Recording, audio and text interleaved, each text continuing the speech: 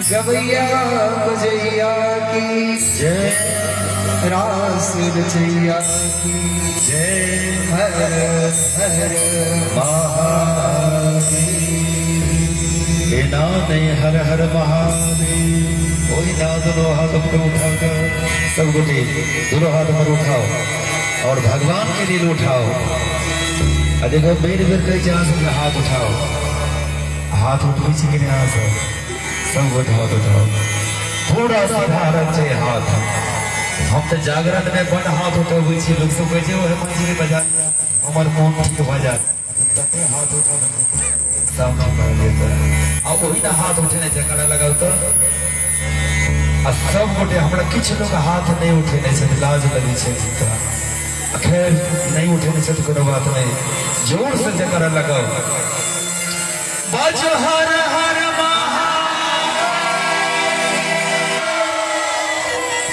आ देखो इतनी सुंदर जकाड़ा लगेला से इतनी सुंदर मौसम भी भगल द्वारे अहिना जोर से जकाड़ा लगा के सुंदर सुंदर हवा नीक नीक लागत सब। देखिए हाथ उठाव जाने छियै जखन कखनो अगर यहाँ बुझा कखनो पुलिस सामने आ जाए और कहा सरेंडर कर दो की करब ओहिठाम जेब में हाथ रखबै ना कि आप समझ सकै छियै।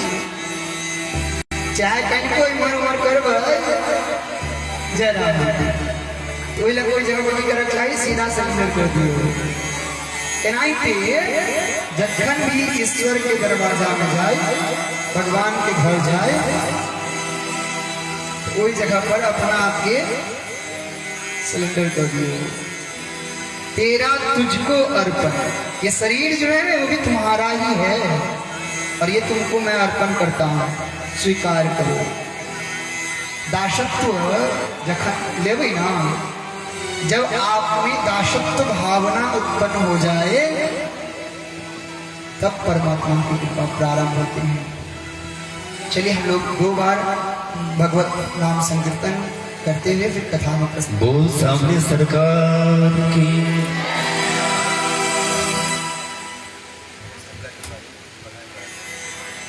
चलिए राधा रानी के हम सब मनावी रिझावी के ना रिझाव होता है सब जाने सुंदर छवि की मन में बसाकर और अपन वाणी के पवित्र करवा के लिए औना कहते छे कि नाम संकीर्तनम यस्य सर्व पाप प्रणाशनम प्रणामो दुख श्रवणम तम नमामि हरिं परम।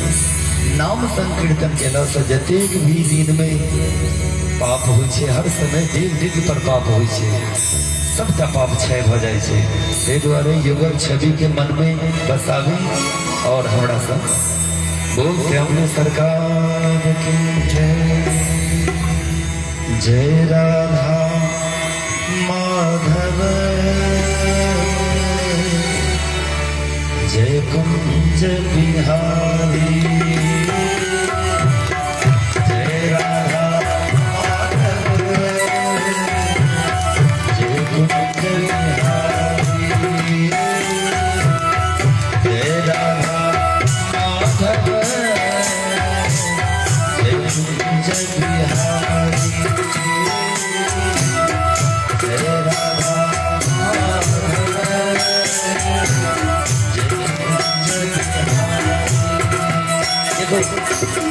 राधा रानी की हम सब छी और हमार राधा रानी से जय गोपी जन वल्लभ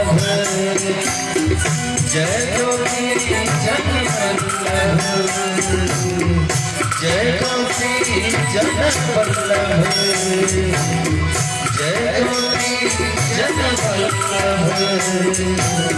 जय गिरिवरधारी।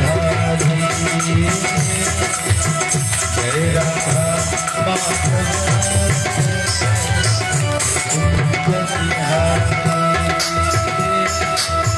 जय राधा माधव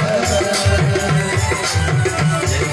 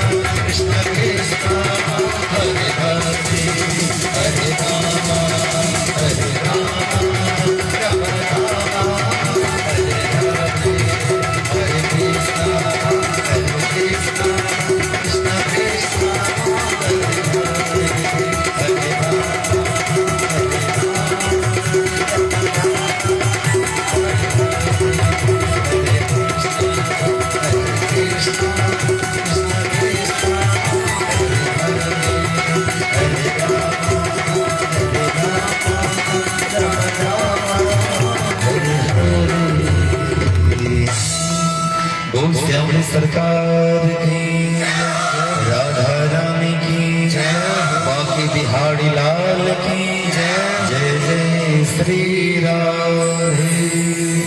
हर हर महादेव।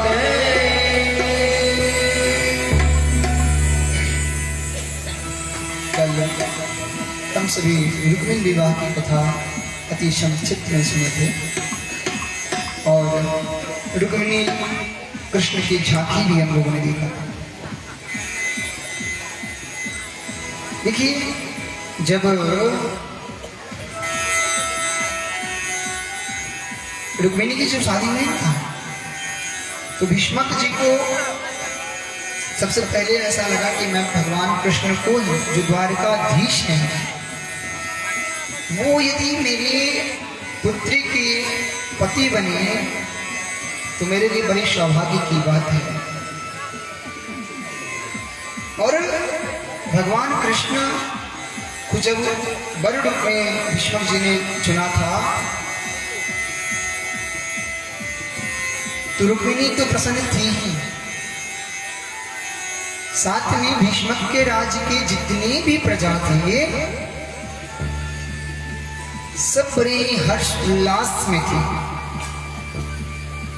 भगवान कृष्ण को सभी ने देख रखा था। अगर द्वारकाधीश रुक्मिणी के पति बनते हैं ना, ये बड़े ही सौभाग्य की बात है। अब जितने भी नगर के नर नारियां हैं सबको यह पता चला कि भैया द्वारिकाधीश के साथ में रुक्मिणी की विवाह की बात चल रही है। जब भीष्मक ने अपने संतान अपने 5 पुत्रों से विचार किया तो बड़े पुत्र ने कह दिया कि नहीं, ये विवाह नहीं हो सकता।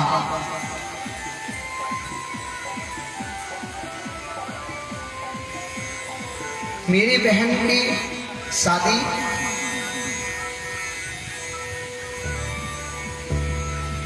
किसी ऐसे कायर व्यक्ति से नहीं हो सकता जो रण में पीठ दिखा करके भाग जाए। योद्धा का मतलब होता है युद्ध करना। और जिस द्वारिकाधीश की आप बात कर रहे हैं ना पिताजी, वो द्वारिकाधीश तो रणछोड़ है। आपको पता होगा कि जब जरासंध ने 18वां बार, 1-2 बार नहीं, 18 बार जब युद्ध में आक्रमण किया तो 18वें बार भगवान सोचे कितना बार इसको छोड़ूं और कितना बार इससे युद्ध करूं, इससे अच्छा है कि चलो निकल लेते हैं। तो ऐसा रणछोड़ है वो, कायर है वो। तो मैं अपनी बहन की शादी ऐसे कायर लोगों से, व्यक्ति से नहीं करा सकता। विष्णु जी बोले ठीक है, अब मैं तो वृद्ध हो गया, अब तो तुम्हारी बारी, तुम जो कहो, जो सुनाओ, जो ऐसे करो। आजकल ना जब पुत्र बड़ा हो जाता है तो माँ बाप का बहुत कम चलता है, बहुत कम चलता है। बेटा ऐसा करना, हाँ ठीक है हो जाएगा, पर करना कैसा है, जो मेरे मन भाए। तो विष्णु जी बोले ठीक है, आज की सृष्टि ही ऐसी है, जो तेरे मन में आए कर। कोई लड़का देख के रखा है क्या? रुक्मी बोला हाँ देख के रखा। कौन है? बड़ा सुंदर लड़का है, बड़ा ही वीर योद्धा है। अरे नाम तो बता, कौन है वो? रुक्मी कहते हैं पिताजी आप जानते हो उसे? नाम बताए तब तो समझो। ऐसे कैसे समझो? काला था, थोड़ा बड़ा बड़ा बाल था, ऊपर से चश्मा लगा रखा था। आप जानते हैं उसको ना, वो वही है। विश्वास जी कहते हैं बेटा नाम बता।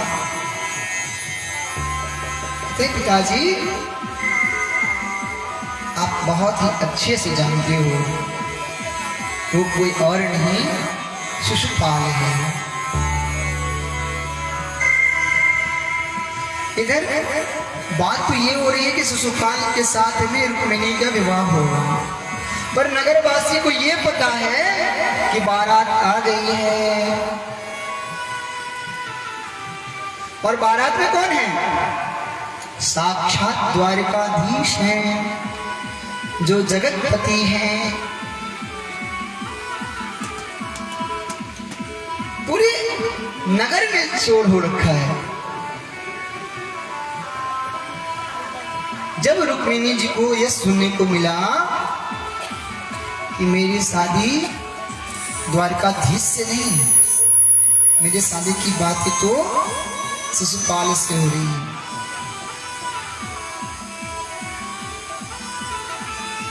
रुक्मिणी जाकर के माता का तपस्या करना प्रारंभ की, गिरजा पूजन की।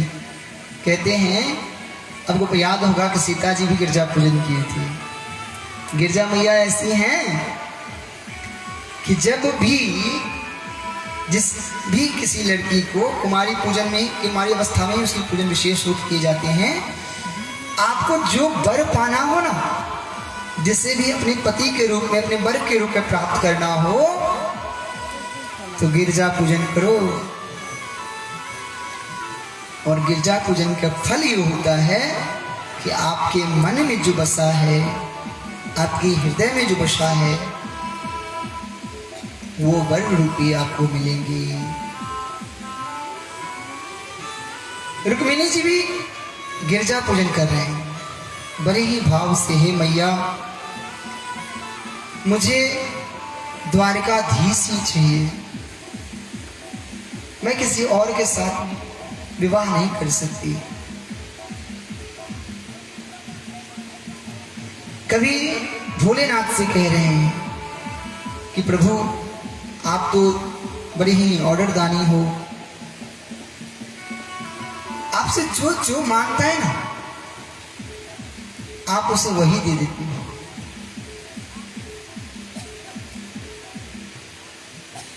इस प्रकार रुक्मिणी जी प्रार्थना कर रहे हैं, कभी भोले बाबा से प्रार्थना कर रहे हैं, कभी मैया से प्रार्थना कर रहे हैं। इधर बारात में ना शिशुपाल की जो बारात आ रखे ना, उसमें जरासंध जो कंस के ससुर हैं वो भी आ रखे हैं। कहा कि देखो तुम होशियार रहना, जब कृष्ण के साथ विवाह की बात हुई है तुम लोगों ने भले ही इनकार कर दिया, कोई बात नहीं, पर कृष्ण मामूली नहीं है। शिशुपाल बोला कि चिंता मत करो, तुम जानते नहीं हो, अगर वो साधारण नहीं है तो मेरे पास में भी उसके लिए जवाब है। कहा अच्छा, हाँ। बोले कि मेरे कई अक्षोहिणी सेना को 17 बार कृष्ण ने मार गिराया, संहार कर दिया, और वो सिर्फ और सिर्फ मुझे छोड़ देता था। पता नहीं क्यों, क्या सोचता था, पर 17 बार मुझे छोड़ा। उसे साधारण मत समझना।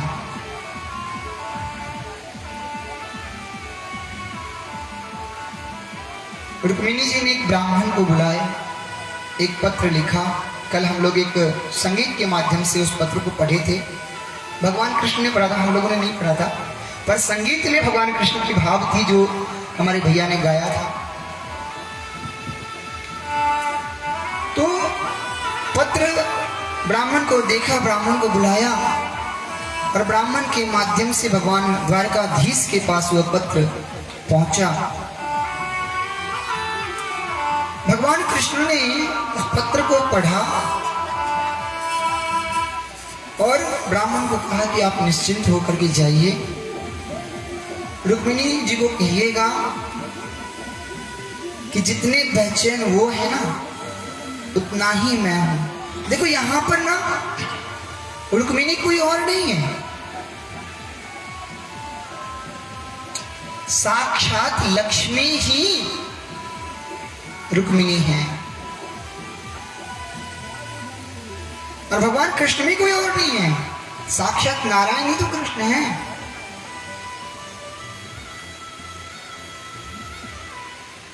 अब रुक्मिणी बहुत बेचैन है, पता नहीं क्या होगा। इधर विवाह मंडप सजे हुए हैं, विवाह की तैयारी चल रही है। तब तक रुक्मिणी देखती है कि ब्राह्मण देव आ रहे हैं, और ब्राह्मण देव को देख करके रुक्मिणी जी ने प्रणाम किया। ब्राह्मण देव इशारा दे दी, डन है। रुक्मिणी बहुत प्रसन्न हुई। ऐसे रुक्मिणी के पिता भीष्मक ने शिशुपाल को अपनी पुत्री की वर रूप में स्वीकार करना नहीं चाहती थी। उनका भी मन यही था कि परमात्मा कृष्ण ही हमारी पुत्री को वर रूप में प्राप्त हो। इधर शिशुपाल अपना तैयार हो रहा है, सज धज रहा है। जैसे भगवान ने ब्राह्मण देव को कहा था वैसे ही रुक्मिणी मंदिर में गई पूजा करने के बहाने, और द्वारकाधीश भगवान कृष्ण वहां आए। रुक्मिणी जी को रथ पे बैठने के लिए कहा।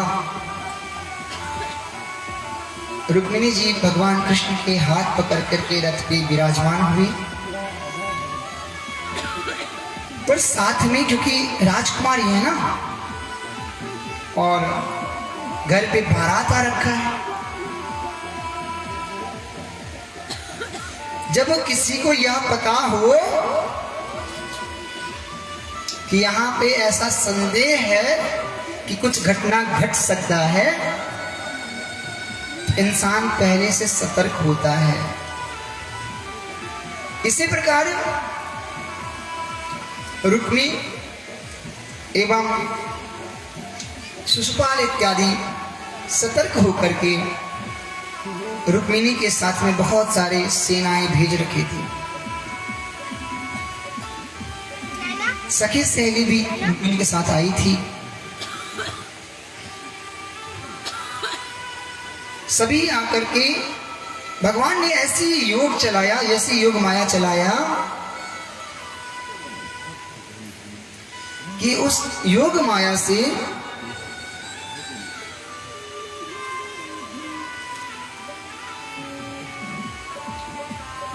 जितनी भी सेना थे ना वहां पे, सब भाव में रम गए, किसी को होश ही नहीं रहा। और भगवान कृष्ण ने रुक्मिणी जी को बैठाया रथ में और चल पड़े। कहते जब उन सेनाओं को होश आया तो मन ये मत सोच रहे कि मैं यहां क्यों आया हूं, किस लिए आया हूं, क्या करने के लिए भेजा गया हूं। जो रुक्मिणी की सहेली थी ना, उन्होंने उनको बताया कि भैया तेरे को भेजा गया था इसलिए कि तुम रुक्मिणी की रक्षा करो। अरे हाँ, राजकुमारी किधर है?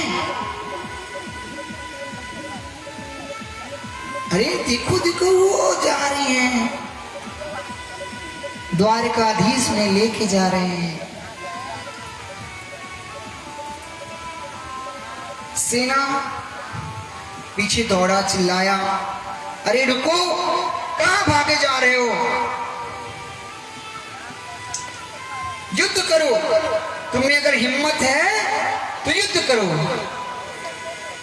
संतों का ऐसा भाव है कि भगवान कृष्ण वहां पे रथ को रोक करके उन सेनाओं से युद्ध किया, पर किसी का भी वध नहीं किया। सबको सिर्फ भय रूपी वध किया, जिस भय से सभी सेना वहां से भाग निकली और जाकर के शिशुपाल के सामने रोते हुए कहा, महाराज महाराज मुझे माफ करो, मुझे क्षमा करो। शिशुपाल ने कहा, क्या हुआ? महाराज द्वारकाधीश ने रुक्मिणी को उठा के लेके चले गए, तुम लोग थे वहां पे फिर भी? हाँ महाराज, मैं कुछ नहीं कर पाया। तुम इतने थे द्वारकाधीश एक, फिर भी? अरे नहीं महाराज, मैं एक तो द्वारकाधीश तो एक ही आए थे, पर जब मैं उनके पीछे भागा ना और जब उनके ऊपर आक्रमण किया, वो भी युद्ध लड़ने लगे, एक तो हम लोग घायल थोड़ा हो गए, लेकिन पीछे से जयकार लगा और द्वारकाधीश पलट के देखे कौन मेरा नाम कर, बोले द्वारकाधीश की।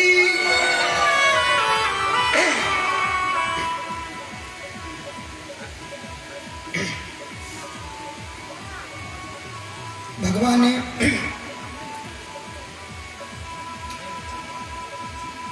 जब ही द्वारकाधीश का नाम सुना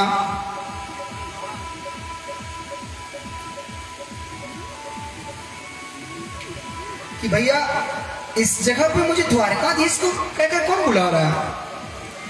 पलट के देखा तो दाऊ भैया अपनी अक्षोहिणी सेनाओं के साथ वहां पहुंच गए हैं और जो अपना रथ उठाया, मुशल उठाया, आप देखो भैया सब सेना जयराम जी की भाग गए। अच्छा, तो दाऊ भैया भी आ गए थे। तो वही तो मैं सोचूं कि कन्हैया से सेनाओं के साथ युद्ध, वो तो छोड़े भाग जाएगा इसी डर के। वो दाऊ जी आ गए इसलिए उसको बल मिल गया।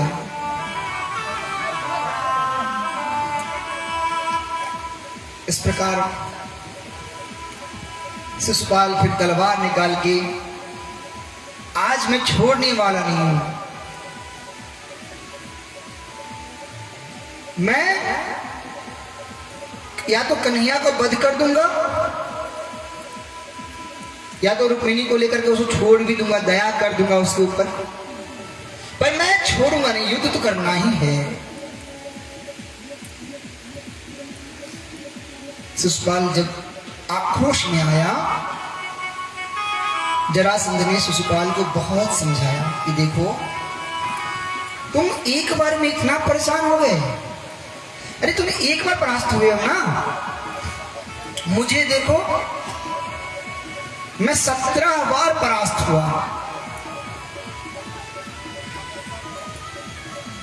और 17 बार परास्त होने के बाद भी मैं हार नहीं माना, 18वां फिर से आक्रमण किया। तब क्या हुआ पता है, कन्हैया डर के मारे भाग गए। तुम एक बार में हार गए, आत्महत्या की विचार कर रहे हो। अरे आक्रमण करना मतलब आत्महत्या करना है। अभी बलदाव को तुम जानते हो, और कन्हैया भी कोई साधारण नहीं है। मेरे जैसे ये जरासंध ऐसा बलवान है, इतनी शक्तिशाली है कि 60,000 राजाओं को अपने अंदर कैद करके रखा है, अपने कारावास में कैद करके रखा है। इतने राजाओं पे आक्रमण करके विजय का पा रखा है, लेकिन फिर भी कन्हैया से परास्त हो गया। तुम इसे साधारण मत समझो। जरासंध के समझाने पे शिशुपाल समझ गया। कहते 9 बार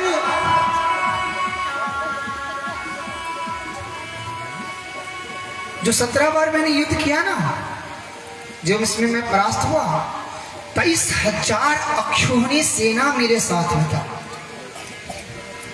एक दो नहीं, 23,000 अक्षोहिणी सेना हमारे साथ था, फिर भी मैं हार गया था। ऐसे बार बार समझाने पे शिशुपाल समझ गया। शिशुपाल ये कहता था कि वो तो राजा भी नहीं है, क्या कर लेगा, लेकिन जब जरासंध ने अच्छे से समझाया तो उसे समझ में आया।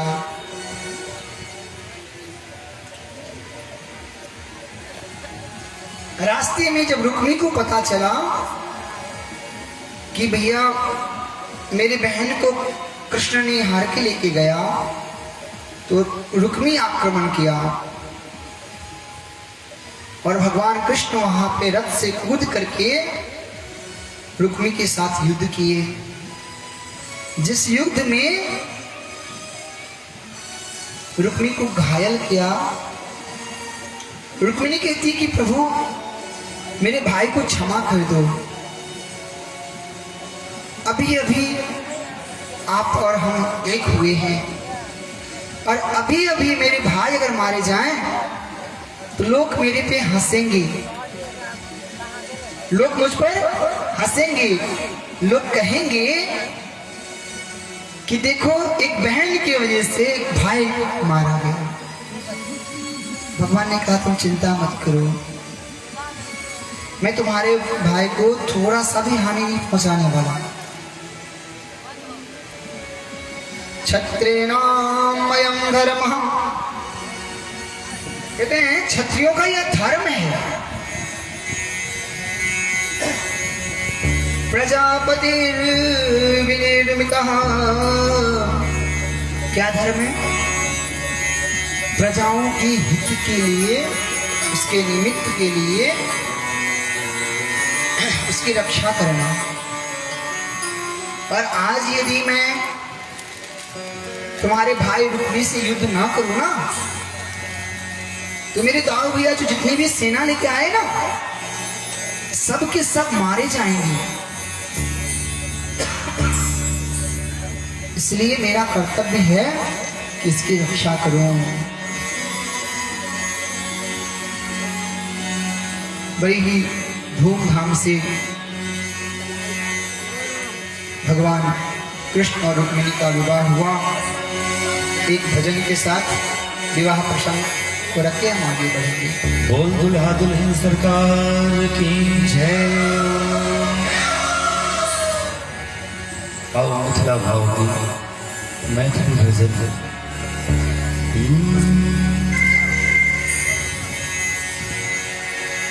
मिथिला के धिया सिया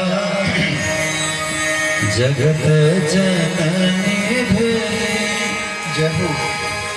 धरनी बनाय सुख धाम है।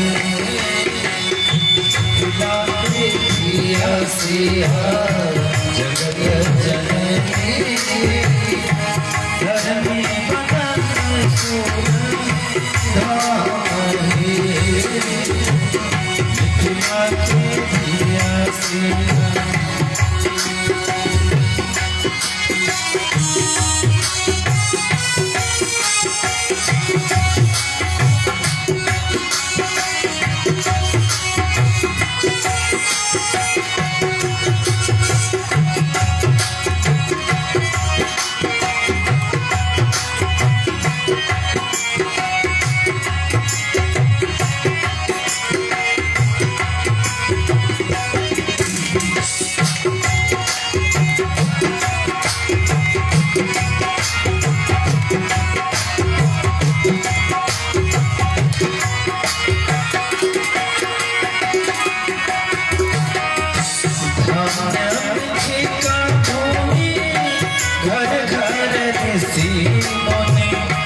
दुल्हा जगत पति राम है। धन्य मृतिका भूमि घर घर ऋषि मुनि, दुल्हा जगत पति राम है। मिथिला के धिया सिया जगत जननी है, धरनी बनाय सुख धाम है। मिथिला के धिया सिया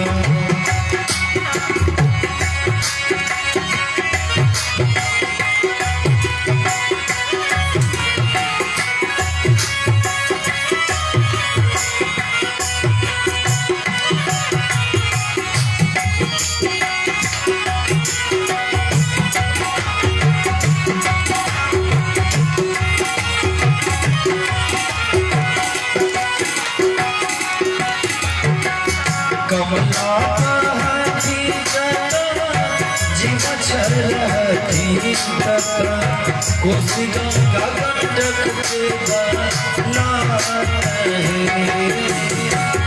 कमला कहती जीव छलती कोसी गंगा गंडक के बना है।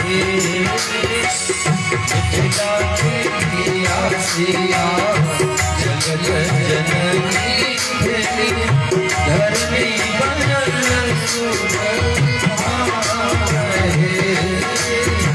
मिथिला के धिया सिया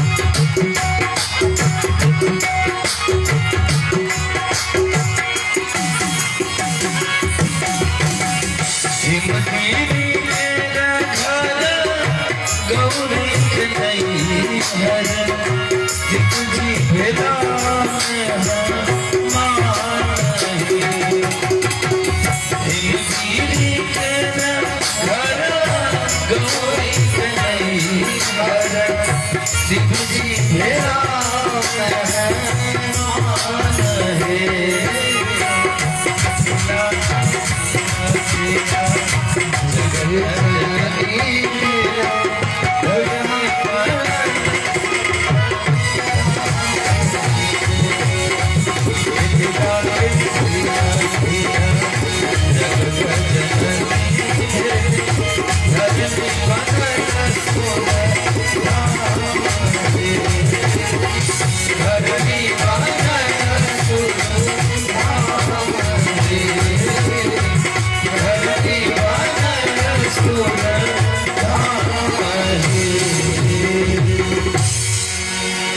बोलिए रुक्मिणी कृष्ण भगवान की, द्वारकाधीश महाराज की।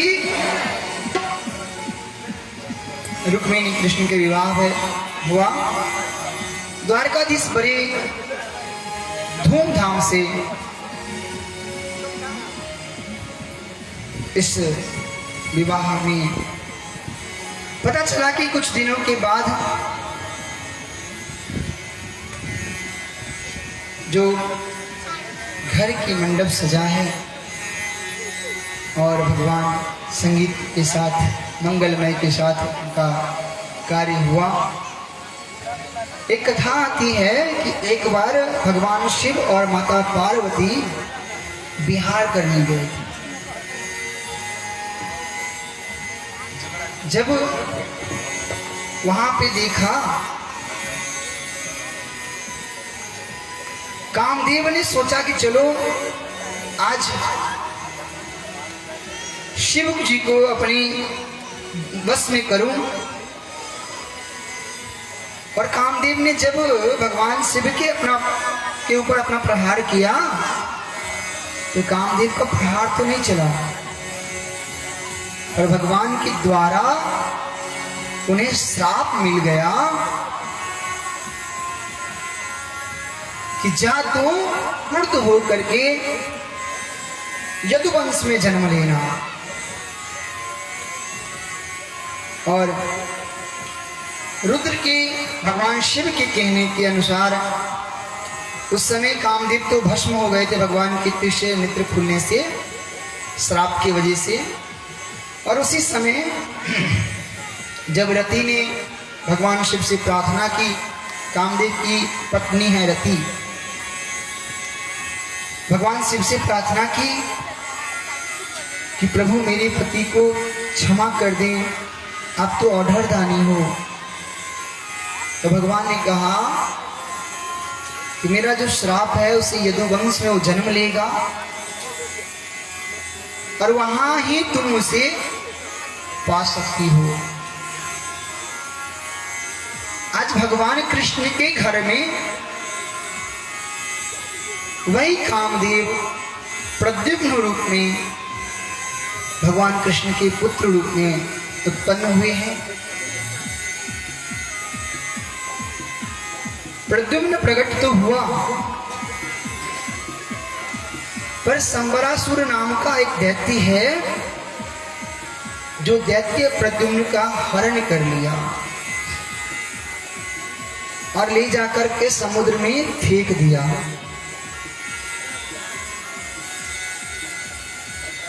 इधर रुक्मिणी बड़ी परेशान हो रखी है।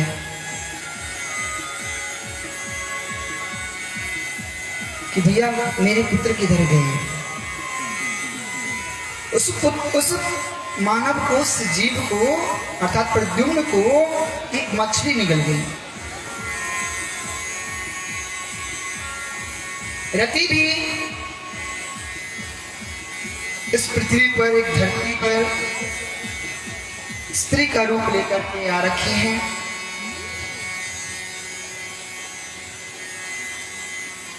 मछुआरे ने, एक मछुआरा था, उसने मछली पकड़ा, उसी मछली में प्रद्युम्न थे, क्योंकि मछली तो निकल गया था ना उनको, प्रद्युम्न थे। वो मछली फिर वापस उसी संबरासुर के घर में आए आ गया। उनकी पत्नी सम्रासुर की पत्नी ने उस मछली को ली। अब जो रति है भगवान कामदेव की पत्नी, वो वहां कार्यरत है। जब मछली बनाने के लिए गई ना, ज्यों पेट चिरा देखा छोटा सा एक बच्चा है। उन्हें संभाला, बहुत दिनों तक उनकी सम्रासुर से उनकी रक्षा करते हुए उसी घर में उनको रखा। एक दिन ऐसा आया कि रति ने कामदेव को सारी स्मृति करवाई कि आप मेरे पति हो, मैं आपकी पत्नी हूं, मैं रति हूं, आप कामदेव हो।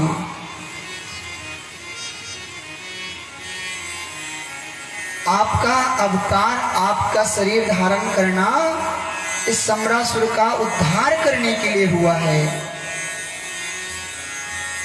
सो ज्यों ही पता चला प्रद्युम्न को कि मेरा अवतार इसलिए हुआ है, सम्रासुर के ऊपर ललकार कर उनको बोला। सम्रासुर को भी पता चला, अच्छा तू मेरे काल है और मेरे घर में ही पड़ रहा था, तू इतना बड़ा हो गया और मुझे पता नहीं चला।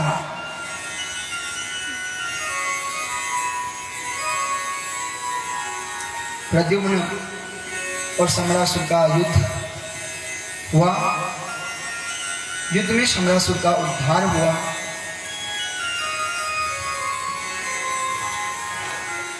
प्रभु प्रद्युम्न और रति दोनों वहां पे गंधर्व विवाह करके वहां से अपने ससुराल तक द्वारकाधीश जी के पास द्वारका आए। जब रुक्मिणी जी को पता चला कि मेरा पुत्र जिंदा है, बड़े ही हर्ष उल्लास से रुक्मिणी जी ने आरती की थाली सजाई। देखो, एक तो बहुत दिनों के बाद पुत्र आया है, उसका तो उत्सव है ही, पर साथ में पुत्र वधू भी आई है। और अपनी मिथिला में तो ऐसे भी जब पुत्र वधू विदागनी होकर आती है ना, तो सबसे पहले उनको कर्पूर गरम करते हैं कि तुम शांति रहना भैया। पता चले कि कर्पूर गरम नहीं किया और आते ही जय राम जी की करना चालू कर दी। भैया इधर ढोल बज रहा है, उधर कुछ और बज रहा है।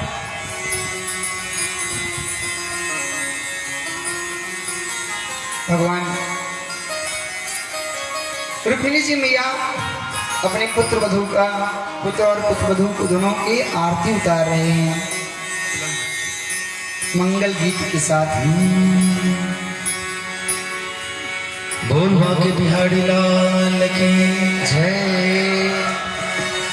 मंगल में दिन जो है यो पाहुन छठी आए। धन धन जा गल भाग है, धन धन जा गल भाग है मन कमल फुलाओ। एक बार दोनों हाथों पर उठा के से करने लगा भी। बोल श्री राधा रानी की जय। मंगल में दिन आज है, पाहुन छठी आए।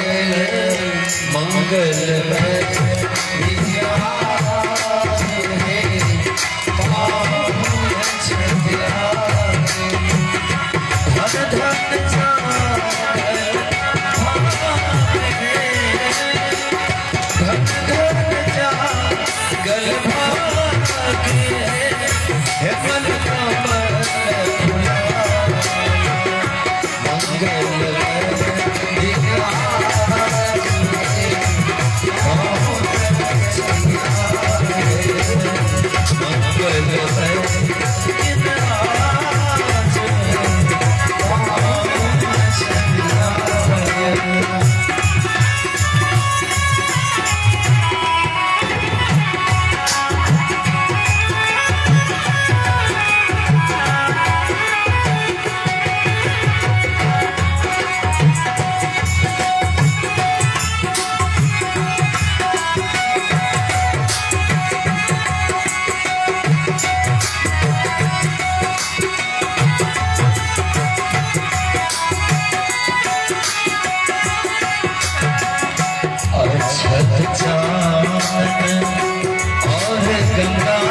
अक्षत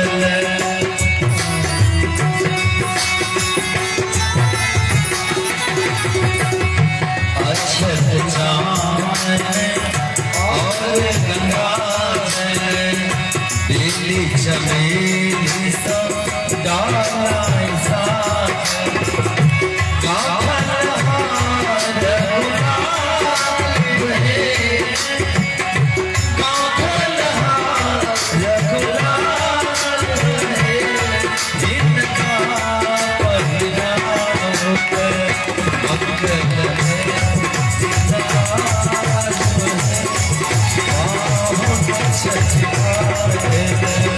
मंगल है।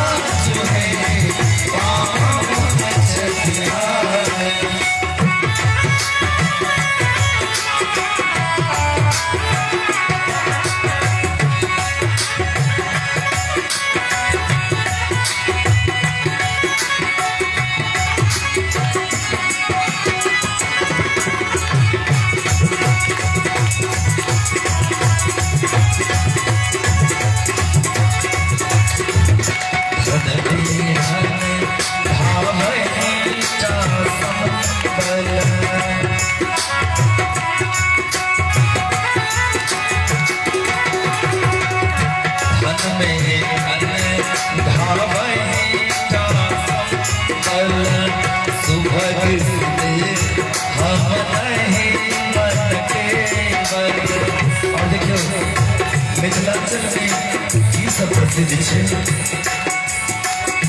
धन में धरा भावनी का संबल, सुभग में हम नहीं मन के बल, मान बढ़ावे पाप है, मान बढ़ावे पाप है, इनका सिर राखल मंगल है दीनानाथ,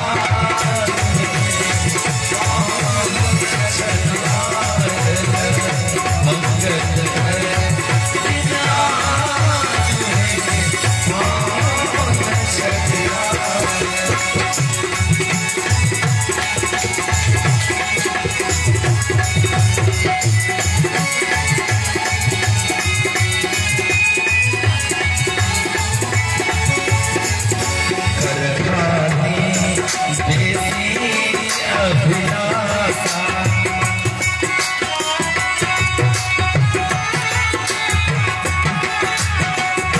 तू विधान पर अग्रे आशा,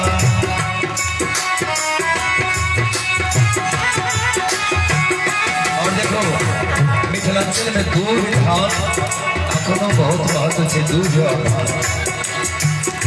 करखानी बेसी अभिलाषा, तू विधान पर अग्रे घर के अनुपम साथ है, घर के अनुपम साथ है, हे भोजन में साथ मंगल है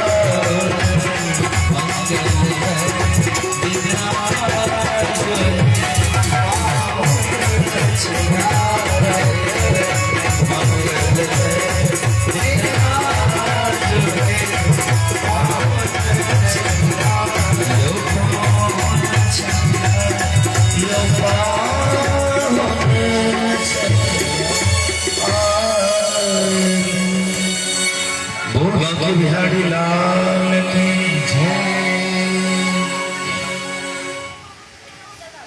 इस प्रकार जब अपनी आनंद का जब मैया रुक्मिणी की आनंद का पराभव न रहा।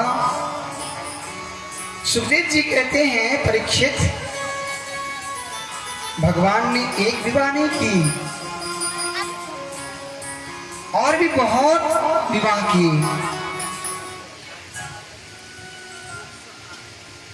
परीक्षित जी कहते हैं कि प्रभु थोड़ा विस्तार से इनकी विवाह की कथा सुनाओ, मुझे भी तो जानना है कि कन्हैया जी ने, हमारे प्यारे ने कितने विवाह किए।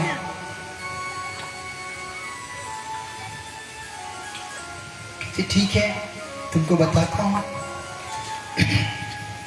कहते हैं कि एक सत्राजित नाम का राजा था, जो शमनांक नाम के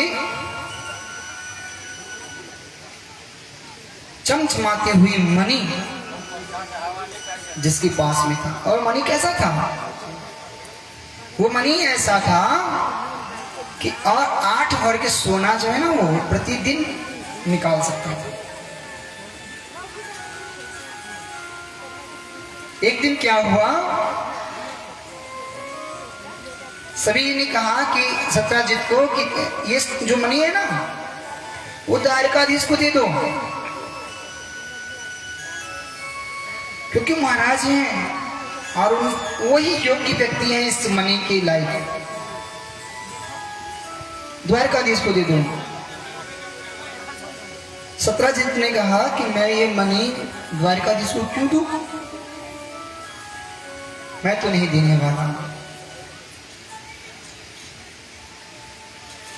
पर एक दिन सत्राजित के भाई उस मणि को लेकर शिकार खेलने चला गया और उसके ऊपर एक शेर आक्रमण किया, जय राम जी की हो गया। सत्राजित का छोटा भाई मारा गया। अब सत्राजित ने अपनी पत्नी से कहा कि देखो, मुझे पूरा विश्वास है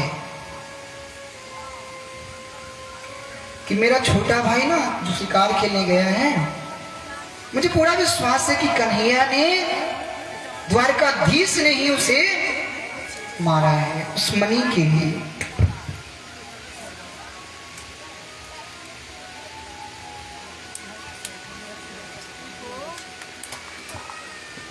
और पता है, स्त्री को श्राप मिला है। जब आप जानते हो ना कर्ण की कथा, अर्जुन की कथा,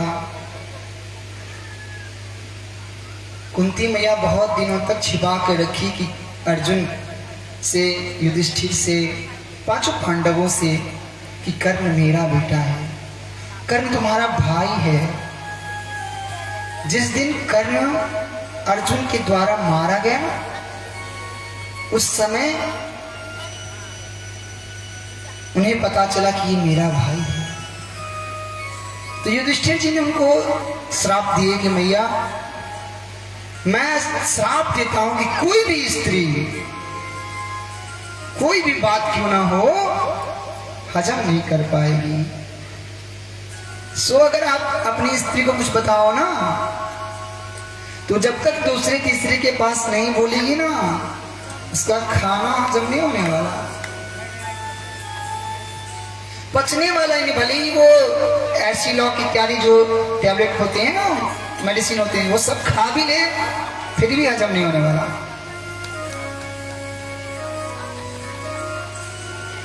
आज सत्राजित की पत्नी भी वही की। उन्होंने अपने सखी संबंधी जितने भी है ना, सबको, आजकल मोबाइल का दुनिया है, उस दिन नहीं था, पर आज लोग मोबाइल पे फोन करके बोलते हैं कि अरे जानती हो ऐसा हुआ है, देखो देखते देखते करोड़पति बन गया। ऐसे ही सत्राजित की पत्नी एक दूसरे को बोली, वो दूसरे को बोली, वो दूसरे को बोली। कहते हैं करने जबस पर चना, एक कान से दूसरे कान, दूसरे कान से तीसरे कान, तीसरे से चौथे, चौथे से पांचवें, पांचवें से छठे, ऐसे होते होते जना, पता नहीं कितने लोगों को पता चल गया। धीरे धीरे बात घूमते घूमते द्वारकाधीश के पास में आ गए कि भैया तेने सत्राजित के छोटे भाई को मारियो है। सो द्वारकाधीश ने सोचा कि भैया ये तो मेरे लिए बड़ी अपमानजनक बात है, कलंक है मेरे ऊपर। और भगवान कृष्ण उस मणि को ढूंढने निकल पड़े। जब अंदर गए वन में, देखा कि एक शेर मरा पड़ा है। थोड़ी सी और आगे बढ़े, देखा कि सत्राजित की छोटा भाई भी वहां पे गोविंदाय नमः नमः होकर बैठा है। अब भगवान कृष्ण ने वहां से जो पग का निशाना था ना, उसका ध्यान देते देते एक गुफा में गए। वहां देखा कि वो मणि पड़ा है, सामंतक मणि पड़ा है। और एक बच्ची है, एक लड़की है वहां पे, जो लड़की उस मणि के साथ खेल रही है।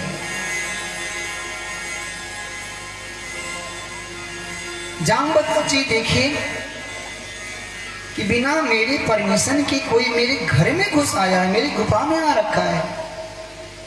सुयूं छलांग लगाई, अरे फैट मारा भगवान के सीने पे। भगवान भी दो चार दिए दबा के। बड़ी भयानक युद्ध हुआ। कहते हैं कि पूरे 27 दिन तक ये युद्ध चला। अंत में जामवंत जी पहचान गए, प्रभु आप जगन्नाथ हो, आप परमात्मा हो, आप ईश्वर हो। मैं समझ गया, मैं पहचान गया। ये जामवंत कौन है पता है? रामायण में जामवंत का नाम सुना है? सुना है या नहीं? मतलब नहीं सुना, किसी को कोई बोली नहीं है तो सुना है ना? ये जामवंत वही है। क्या हुआ, लंका में जब युद्ध हुई ना, बानर सेनाओं के साथ में, रावण के सेनाओं के साथ में, सबको तो मार दिया, युद्ध समाप्त हुआ। जामवंत जी कहते हैं प्रभु मेरा मन तृप्त नहीं हुआ। क्यों? अरे युद्ध तो हुआ, ये तो ये सभी लड़ लिए, मेरे को तो तृप्ति ही नहीं मिला। मुझे तो मेरे जैसा कोई था ही नहीं इसमें जितने भी युद्ध लड़ने वाले थे ना, सब तो चींटी के समान थे। मेरे जैसा योद्धा तो यहां कोई था ही नहीं।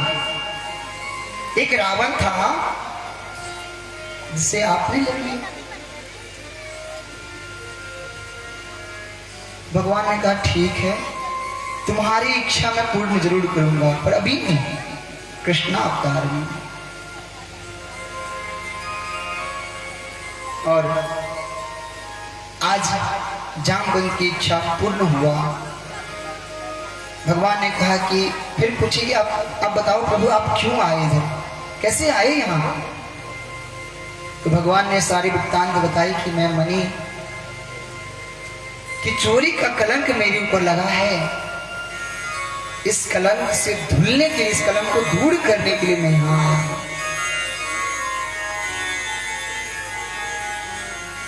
कहते हैं कि जामवंत की को भगवान ने कहा कि तुम वो मणि मुझे दे दो। जामवंत जी ने कहा कि प्रभु मैंने वो मणि अपनी पुत्री को दे रखा है, और एक पिता जब अपनी पुत्री को कुछ दे दे ना तो वो लेता नहीं। अगर आपको वो मणि चाहिए तो आप मेरी पुत्री जामवती से विवाह कर लो। भगवान बोले जैसी है आपकी इच्छा। सो भगवान ने जामवंती से विवाह किया। फिर वहां से मणि लेकर के आए, सत्राजित को दिया। सत्यराज को कहा कि देखो मैंने तुम्हारी मणि चोरी नहीं किया था। सब बात बता करके सत्यराजित को मणि दिया। सत्यराजित बड़ी लज्जित हुए और लज्जित होकर के भगवान से प्रार्थना किया कि प्रभु अब यह कलंक तो तभी मिटेगा क्योंकि मैंने भी आपके ऊपर कलंक लगा। देखो कितना चेंज हुआ जब सत्यराजित ने चोरी का नाम लगाया था ना, तो सब ने कहा हाँ कन्हैया बचपन में भी माखन चुराया करता था और आज भी आदत नहीं छूटा।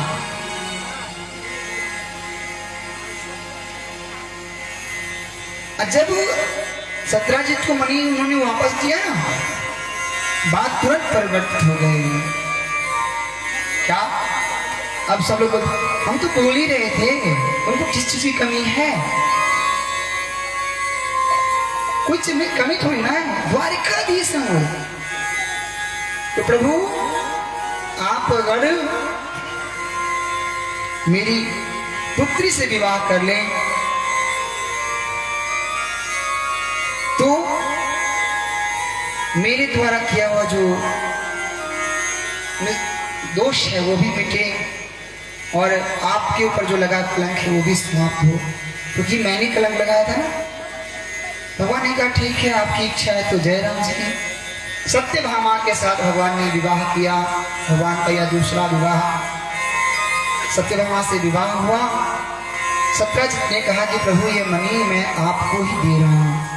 भगवान ने कहा नहीं, अगर मैं ये मणि ले लिया ना तो ये जो समाज है ये जो बैठे हैं सब अभी अभी तुरंत कहना चालू कर देंगे। अभी क्या कहे, मैं तो जानता था उनको किस चीज की कमी है, पर यही समाज फिर से कहेंगे कि देखो कन्हैया कितना चालू था, द्वारकाधीश कितना चालू है कि उस मणि को पाने के लिए सत्यभामा से विवाह कर लिया। एक विवाह के प्रसंग में भजन के साथ हम आगे बढ़ेंगे। बोल श्याम की सरकार की जय।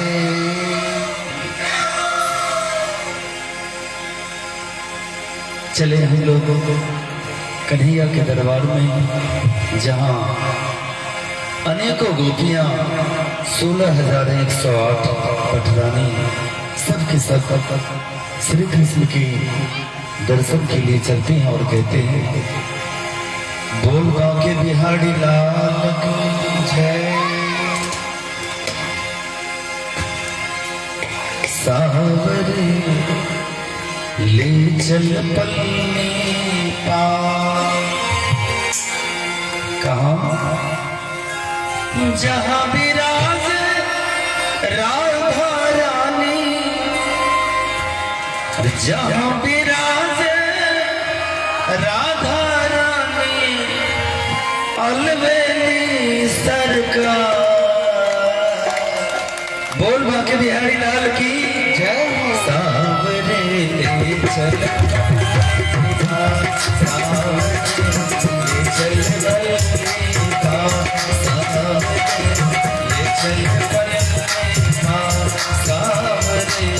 ले चल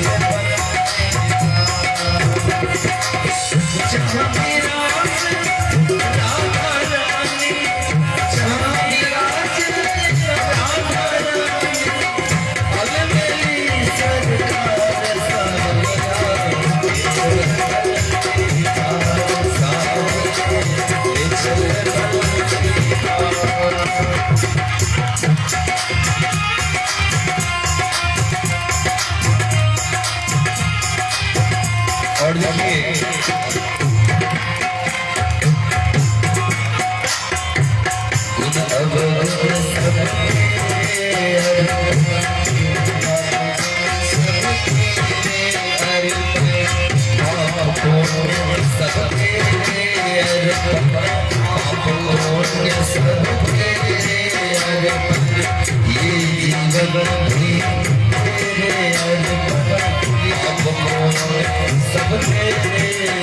मैं तेरे चरणों की दासी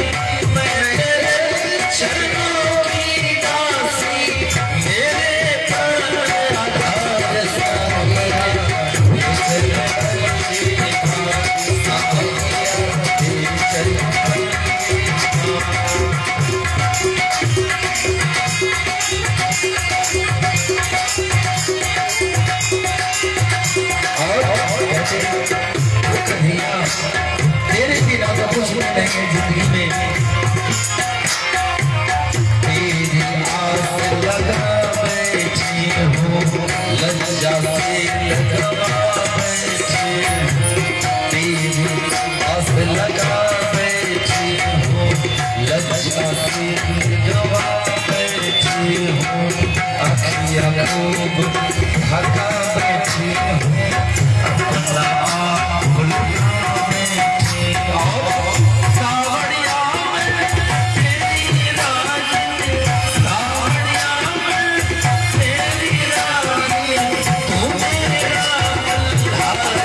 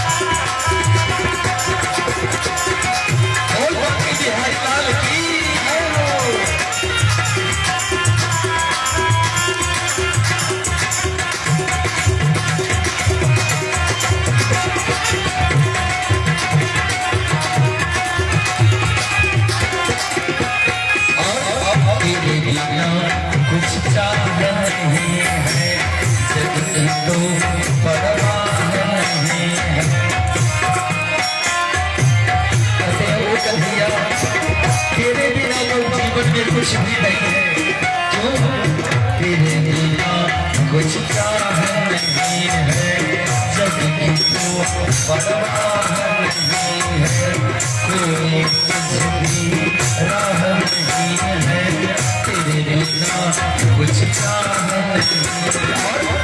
मेरे प्रियतम मेरे माझी, मेरे प्रियतम मेरे माझी, कर दो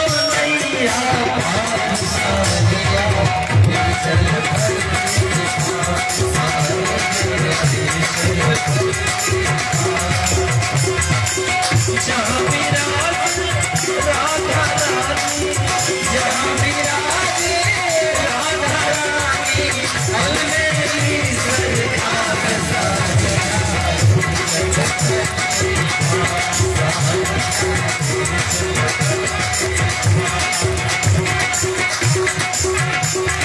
बोल के भी हड़ताल की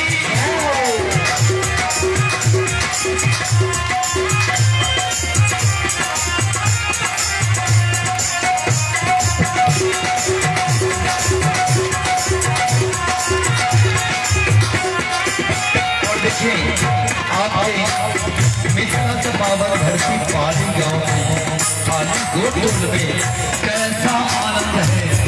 आप लोग भी खड़े हो जाइए, सब लोग थोड़ी देर में खड़े हो जाइए और देखिए कितना प्यारा है, कितना प्यारे कन्हैया के प्यारे सब हैं जो एक दूसरे से आज 7 दिनों से ये कथा हो रही है और सब के सब एक दूसरे का हाथ पकड़ के कोई भाव व्यक्त करते हैं, तो कोई ताली बजाते हैं, तो कोई नाचते हैं, तो कोई बैठे हुए आनंद करते हैं।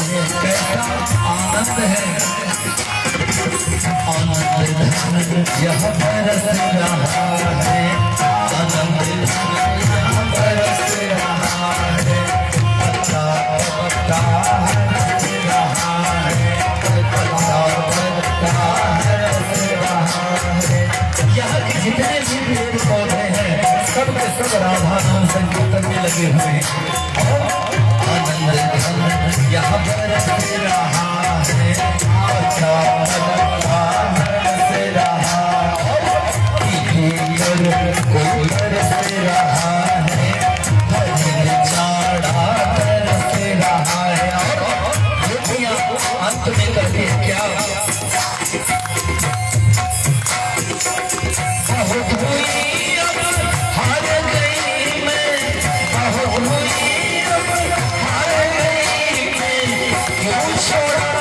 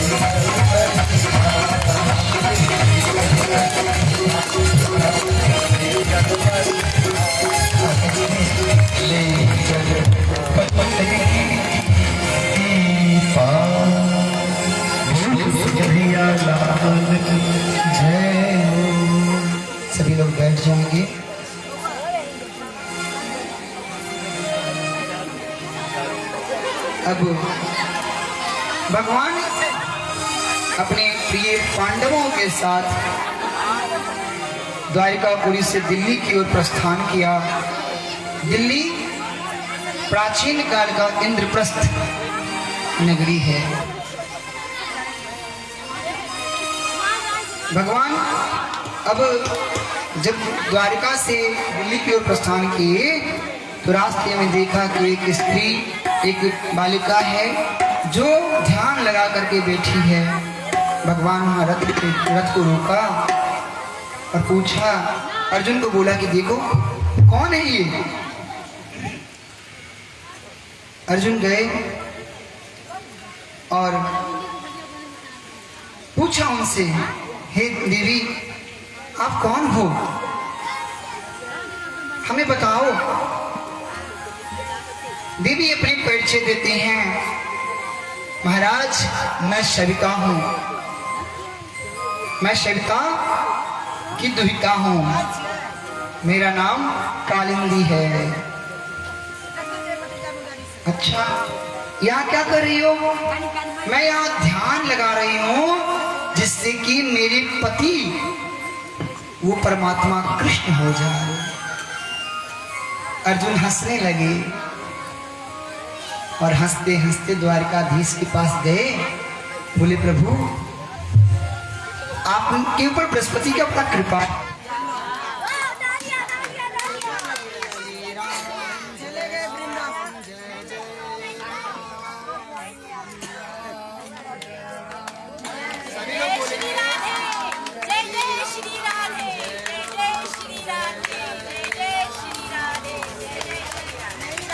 राधे राधे राधे श्याम।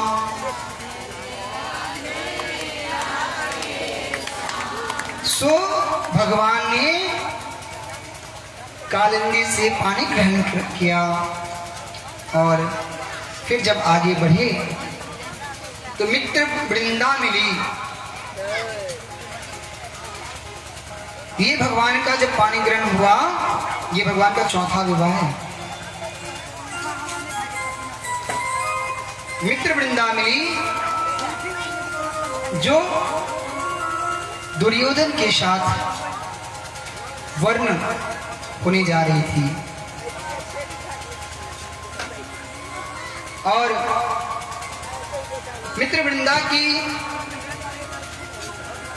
कृपा देखो, वो भी भगवान के नाम का ही माला जप रही थी। सो स्वयंवर में सभी राजाएं बैठी थी। वहां मित्र वृंदा आकर के भगवान कृष्ण को जब देखा तो वो माला ला करके मित्र वृंदा ने भगवान कृष्ण को अर्पण कर दिया। जब उनके भाइयों ने, ये भगवान का पांचवा विवाह है मित्र वृंदा के साथ, जब भाइयों ने देखा कि मेरी बहन कृष्ण को वर्ण रूप में स्वीकार की है, उन्हें यह बर्दाश्त नहीं हुआ। सो भगवान कृष्ण ने क्या किया, मित्र वृंदा को हरण करके चल दिए। आगे कौशल नरेश नृपजनजीत नाम का एक राजा है जिनकी पुत्री है सत्यावती। राजा ने प्रतिज्ञा की थी, क्योंकि उनके वहां 7 ऐसे बलिष्ठ बैल थे, तो उन्होंने प्रतिज्ञा की थी जो इस एक ही माध्यम है कि एक ही प्रकार, एक ही तरफ से 7 बैल को जो नाथ देना, उसके साथ मैं अपनी पुत्री का विवाह करूं। और भगवान कृष्ण ने 7 रूप बना करके, बहुत राजा महाराजा लोग प्रैक्टिस किए, कोशिश किए, पर कोई भी कर नहीं पाया। भगवान कृष्ण 7 रूप बनाए और 7 रूप बना करके ज्यों ही उस 7 बैल को नाथा,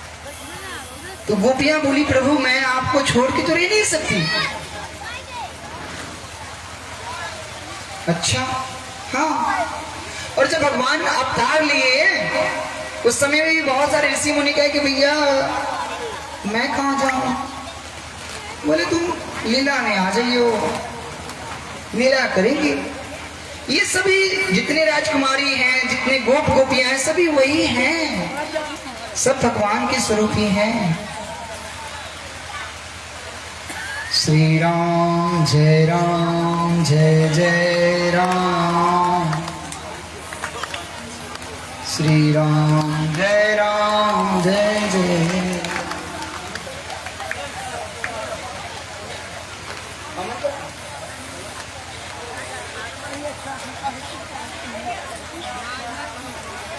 सो भगवान ने इन 16,100 राजकुमारियों के साथ विवाह किया और फिर 16,108 रानियों के साथ रहना प्रारंभ किया।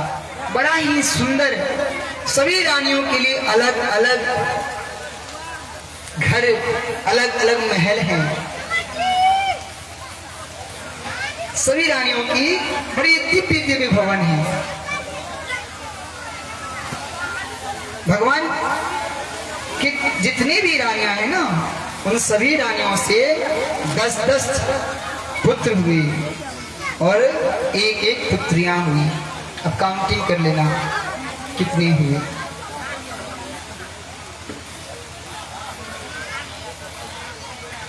भगवान ऐसी लीला करते हैं। गोस्वामी तुलसीदास कहते हैं कि हनुमान चालीसा के माध्यम से ना, जब राम जी को प्रसन्न करना, एक संत की भाव है कि भगवान को यदि प्रसन्न करना हो तो उस भगवान को अपने हृदय में जगह मत दो। यदि आप चाहते हो कि राम मेरे हो जाएं, कृष्ण मेरे हो जाएं, तो उस राम को अपने हृदय में मत बसाओ, उस कृष्ण को अपने हृदय में मत बसाओ। किसको बसाओ फिर? कहते हैं कि अगर बसाना हो ना, हरिरपि निज लोकम सर्वथा तो विहाय प्रवशति हृदय तेषां भक्ति शत्रुपनत्थ। भक्त के जो भगवान है ना, उसे बसा लो। राम जी को पाना है तो हनुमान जी को मनाओ, कृष्ण जी को पाना है तो राधे राधे को गाओ, अवश्य मिलेंगे। गोपियों को गाओ। अब भगवान के पुत्र प्रद्युम्न का और अनिरुद्ध सभी का विवाह हो रहा है।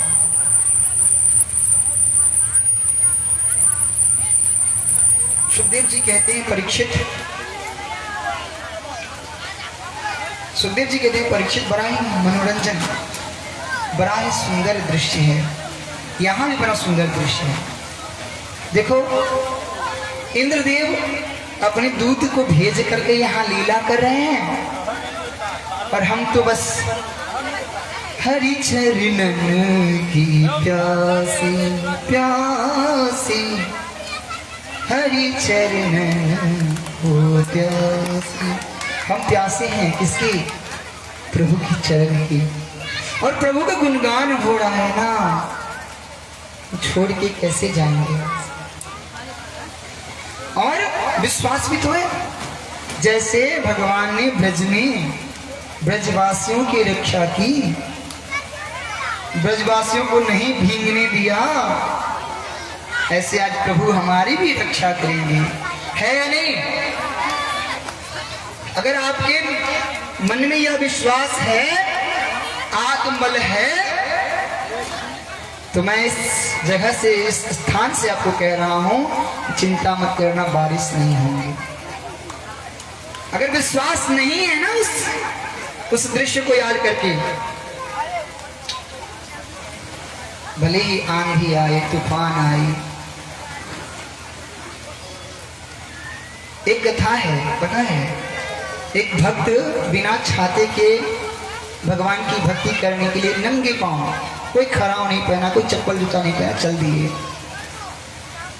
बड़ी ही जोर की बारिश प्रारंभ हुई, आंधी तूफान आए, इतना आंधी आया कि जहां तहां वृक्ष गिरना प्रारंभ हो गया। यहाँ भी आम गिरने प्रारंभ हो गए।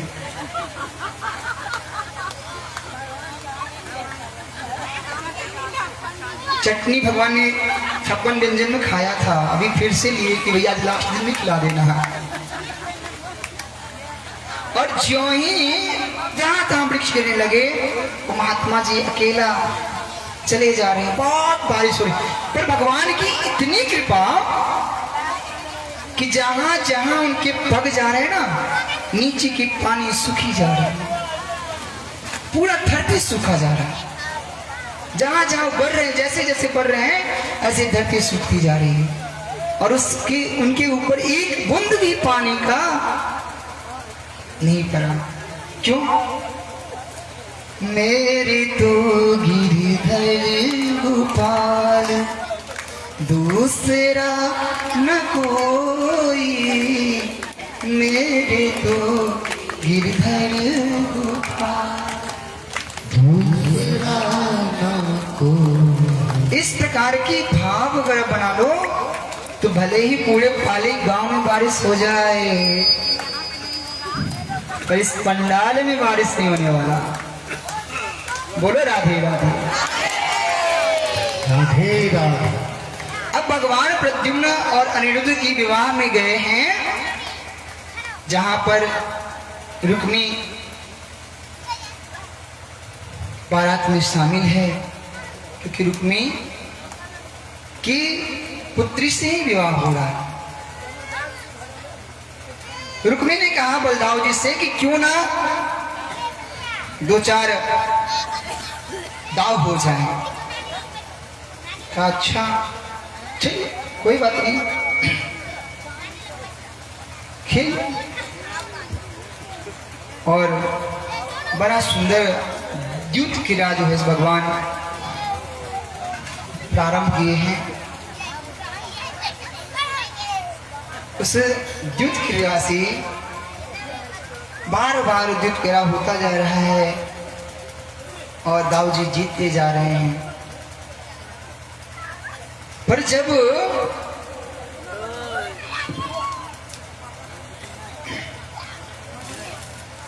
जब देखा कि सभी लोग उनके पक्ष में ही, रुक्मी के पक्ष में ही हैं, तो भगवान ने वहां पे आकाशवाणी हुआ कि नहीं, रुक्मी तो हार रहा है, जीत कौन रहा है? दाऊ भगवान जीत रहे हैं, दाऊ जी जीत रहे हैं। इस प्रकार फिर वहां पे युद्ध हुआ और रुक्मी का भगवान दाऊ जी ने उनका जयराम जी किया। कृष्ण भगवान आप सोच रहे हैं कि भैया मैं तो कुछ नहीं कह सकता, अगर कहूं तो दाऊ भैया बुरा मान जाएं कि अरे आपने गलत किया, और ये कहूं आपने बहुत अच्छा किया तो मेरी पत्नी रुक्मिणी मुझे छोड़ेगी नहीं। इस प्रकार से दाऊ जी ने प्रद्युम्न और अनिरुद्ध का विवाह हुआ, रुक्मिणी का वध हुआ। भगवान की कृपा से सभी लोग अपने घर आए और कहते हैं कि अनिरुद्ध बाणासुर की बेटी से, अनिरुद्ध का 2 विवाह हुआ है। तो बाणासुर की बेटी से पहला विवाह, जो दूसरा विवाह जो बाणासुर की बेटी से हुआ, जो उषा नाम की है, उषा से दूसरा विवाह हुआ। और बाणासुर के विवाह में भगवान को शिव के साथ कृष्ण जी को युद्ध करना पड़ा।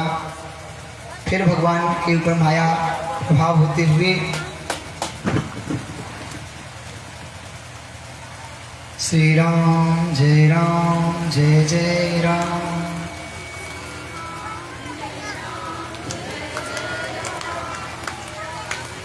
इस प्रकार से बाणासुर का उद्धार किया भगवान ने। नारायणी सेना के द्वारा बाणासुर का उद्धार हुआ। जयरावत नाम का एक प्रजा राक्षस है जिनके साथ भगवान ने फिर युद्ध की। मुझे लग रहा है इंद्र भगवान मानने वाले नहीं हैं। और आप लोग अपने आत्मविश्वास को बनाए रखना। मैं कथा को संक्षिप्त में ही आगे बढ़ाता हूं। जयरावत नाम के जो पांडव किया, कौरव जी के वहां जाकर के दाऊ जी ने शाम का भी विवाह हुआ। देवर्षि नारद जी के साथ द्वारिका के भगवान पहुंचे हैं।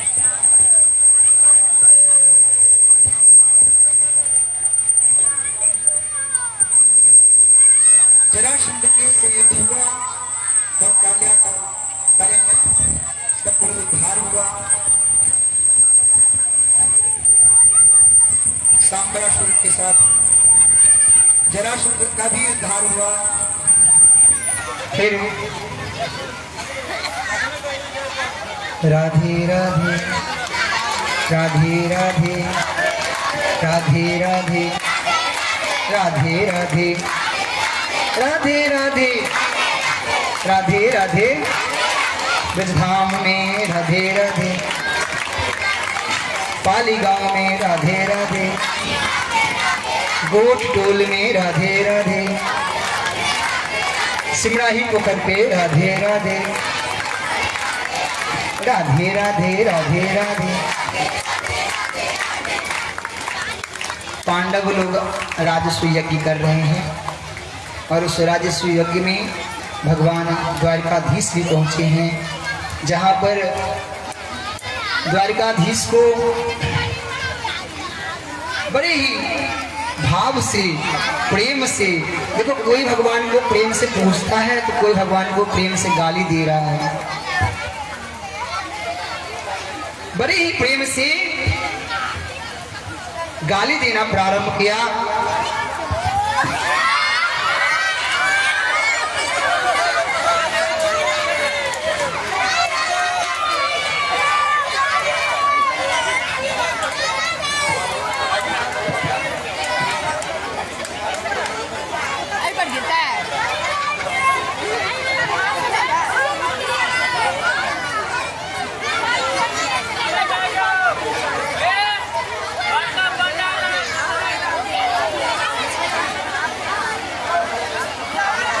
और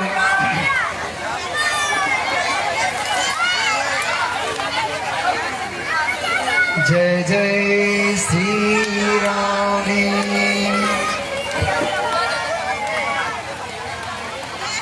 चलिए हम लोग डायरेक्ट सुदामा चरित्र में प्रवेश करते हैं।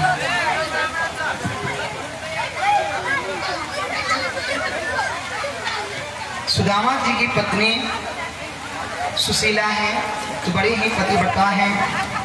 भगवान को कहते हैं, सुदामा जी को कहते हैं कि आप, मैंने सुना है कि आपके परम मित्र भगवान कृष्ण हैं, तो आप भगवान कृष्ण से जाके मिलते क्यों नहीं? सुदामा जी कहते हैं कि मिलना तो मैं भी चाहता हूँ द्वारिकाधीश से, पर क्या करूं?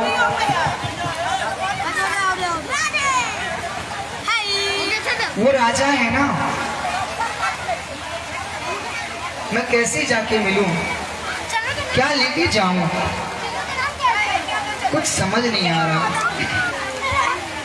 सुशीला का ये मन नहीं है कि जाकर के वो बहुत धन संपत्ति लेके आए, पर जो कुछ ले लेना उससे शायद कुछ दरिद्रतापन दूर हो जाए।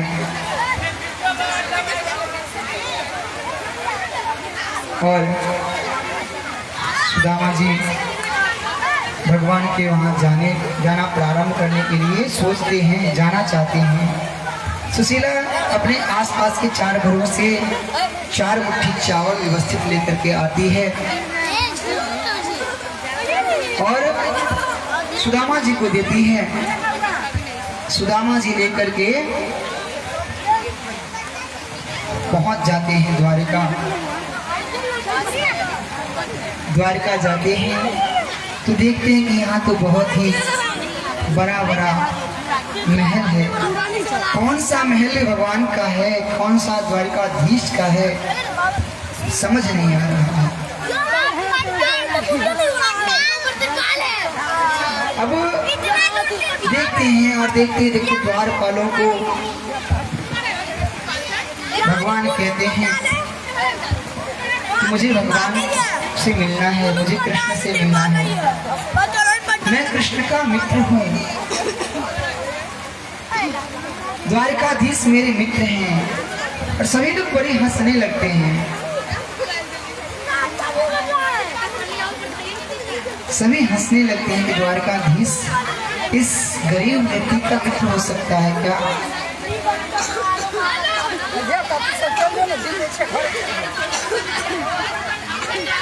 भगवान को जब पता चलता है कि सुदामा आए हैं, मैं 5 मिनट में कथा समाप्त करता हूँ।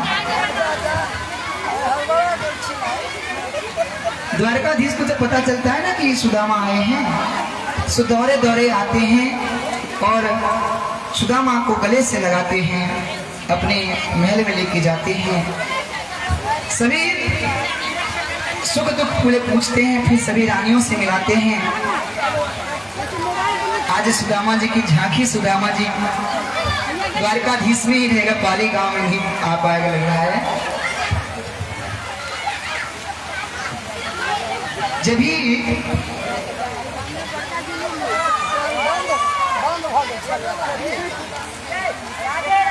देखा और भगवान को बड़े ही हृदय से, सुदामा जी को बड़े हृदय से लगाया, मित्रों अपनी पटरानियों से मिलाया। सुदामा जी को कहा कि आपने जरूर कुछ न कुछ मेरे लिए लाए होंगे, मेरे भाभी आपको कुछ न कुछ तो जरूर दी होगी। सुदामा जी को बड़ा शर्म आ रहा है, मैं चावल लेके आया हूँ, मैं कैसे कन्या को दूं? पर सुदामा जी से जबरदस्ती छीनते बोलते हैं, तुम्हें गुरुकुल का याद है ना, जो गुरु माता ने चना दिया था, तुम लाए तो जरूर हो और छिपा कर रखे। पता है रुक्मिणी को कहते हैं कि ये जानबूझकर ऐसा करता है, सब अकेला खाना चाहता है। अकेला बिल्कुल नहीं खाना चाहिए, मिल बांट के खाना चाहिए। जब वो भगवान ने वो पोटली छीना और एक मुट्ठी लिया और जो खाया, भगवान ने पूरे 1 लोक इंद्र के जैसे होते हैं स्वर्ग लोग आदि इत्यादि से भी ऐसे राजपाट भगवान ने सुदामा को दे दिया। जो दूसरा पोटली खोल के दूसरा उठाए, दूसरी बार खाने के लिए दूसरी मुट्ठी, रुक्मिणी जी हाथ पकड़ ले, भैया अब क्या मुझे भी दे दोगे?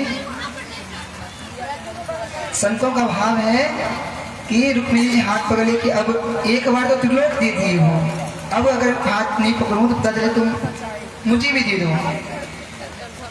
और संतों का ये भी भाव है कि रुक्मिणी जी ने इसलिए पकड़ लिया कि साधु के द्वारा जो भी आए ना वो प्रसाद होता है, और सुदामा तो आपका भक्त है, ये तो महाप्रसाद है, तो इसमें हमारा भी अधिकार है, सो हमें भी कृतार्थ करो।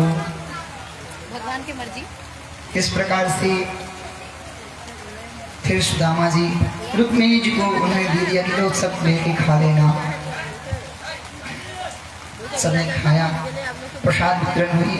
सुदामा जी अब विदा लेते हैं क्योंकि बारिश तो हो रही है, पर आप लोग अभी तक भीगे नहीं और भिगोगे भी नहीं, भगवान की कृपा रहेगी तो।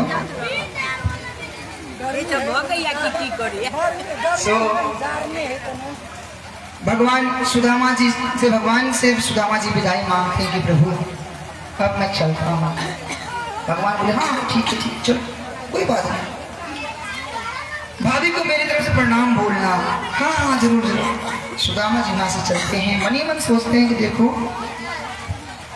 लेने देने तो हुए नहीं, ऐसे मुझे चाहिए था कुछ नहीं, पर मुझे नहीं चाहिए था ना। सुशीला तो चाहती थी कि वहाँ जाओगे तो कुछ ना कुछ मिलेगा। जब सुदामा जी आए तो उनको अपने वहाँ आने के बाद देखा कि यहाँ जितनी भी झोपड़ी थी ना वो सभी महल बन गए। बड़ा अच्छा भजन है। मेरी झोपड़ी के भाग आज खुल जाएंगे, राम आएंगे, राम आएंगे। मेरी झोपड़ी के भाग आज खुल जाएंगे, राम आएंगे। मैं ज़्यादा नहीं गाऊंगा, कोई चीज समझ रहे हो। अभी राम जी आ गए हैं बरसात बन करके। कान्हा जी आ गए, बोले 6 दिन से सबने खूब रास किया, खूब मस्ती की हो ना, अब तो मिल के देखो। भगवान जांच लेते हैं। और मैं अपना सौभाग्य समझता हूं कि इस व्यास से कह रहा हूं, व्यासपीठ से कह रहा हूं कि मैं अपना सौभाग्य समझता हूं कि, और आप लोग भी सौभाग्यशाली हैं कि इस बारिश में भीगने के बाद ही बारिश हो रही है, फिर भी आप कथा सुन रहे हो। बड़ी सौभाग्यशाली भक्त हैं। ऐसा भक्त मिलना बड़ी दुर्लभ है। मेरे ये 12वां कथा है, 12 जगह मैंने कथा किया, पर मैं कह रहा हूं कि ऐसे भक्त मुझे नहीं मिले।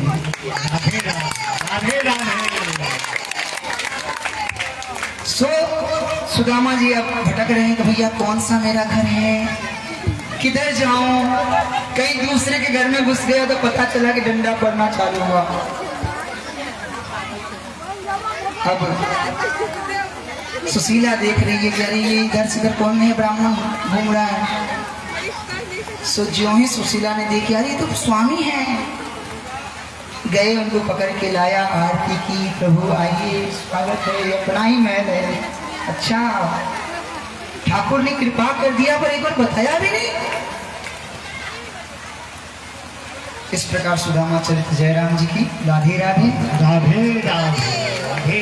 अब हम सीधा श्रीमद् भागवत में अंत में फिर से महात्मा कहा है कि कलयुग में जितने भी परीक्षित को मुक्ति मिला, सुखदेव जी को परीक्षित कहते हैं कि प्रभु अब आज तो कथा आपने पूर्ण कर दी, अब तो मेरी मृत्यु होने वाली है। भगवान कहते हैं कि परीक्षित ने बहुत, जब ऐसा कहा ना तो सुखदेव जी ने बहुत जोर से उनको डपटा, रिमोट अभी भी तुमको लगता है कि तुम मरोगे? अब मरने की कोई आवश्यकता नहीं, अब तो तुम ब्रह्ममय हो जाओगे, शुद्ध ब्रह्ममय हो जाओगे। त्वं तु राजन् मरिष्यन्ति पशो बुद्धि मिमां जहि न जाता प्रागभूतोद्यः देहवत्तम न कंक्षसि। तुम्हारा देह का त्याग होगा रे, तुम तो ब्रह्ममय हो जाओगे। बोलो राधे राधे राधे राधे। और जब तक्षक ने परीक्षित को काटा, परीक्षित को काटने से पहले परीक्षित का शरीर तो भस्म हो गया, तक्षक ने काटने से, पर परीक्षित पहले ही ब्रह्ममय हो गए थे। इस प्रकार से सुखदेव जी परीक्षित को कथा सुनाई और परीक्षित को मुक्ति मिल गया। बोले भक्कर भगवान की जय, राधा रानी की जय, वृषभान दुलारी की जय हो, बाल कृष्ण भगवान की जय, द्वारिकाधीश महाराज की जय हो, रुक्मिणी कृष्ण की जय हो। अब हम आरती की ओर चलते हैं। आरती करके मुझे थोड़ा सा कष्ट है इस बारिश की वजह से कि मैं एक ऐसे श्रोताओं को भी आज अच्छे से कथा नहीं सुना पाया, चाहे जो भी वजह हो। जो जब भक्त सुनने वाले होते हैं ना, तो सुखदेव जी, परीक्षित जैसा भक्त हो और सुखदेव जैसे वक्ता हो ना, बड़ा आनंद आता है। भक्त सुनने के लिए तैयार हो तो वक्ता को भी बहुत आनंद होता सुनाने में।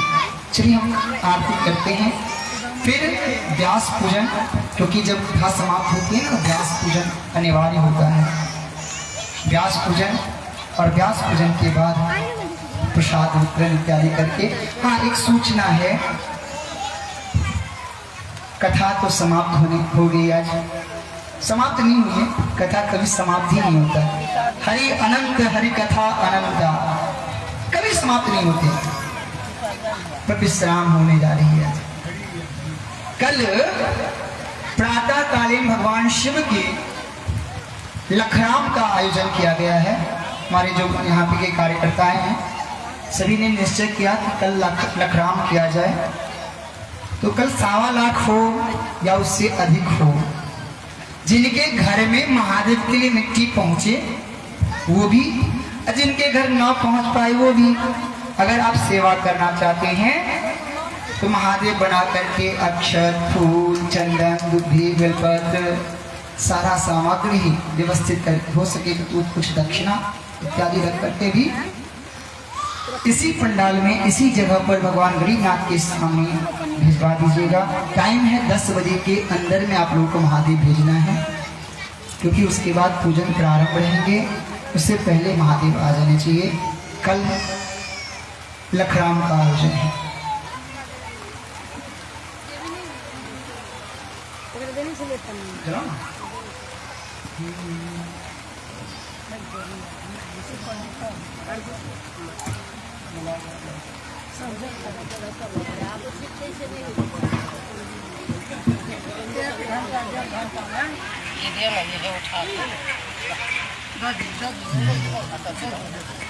मोबाइल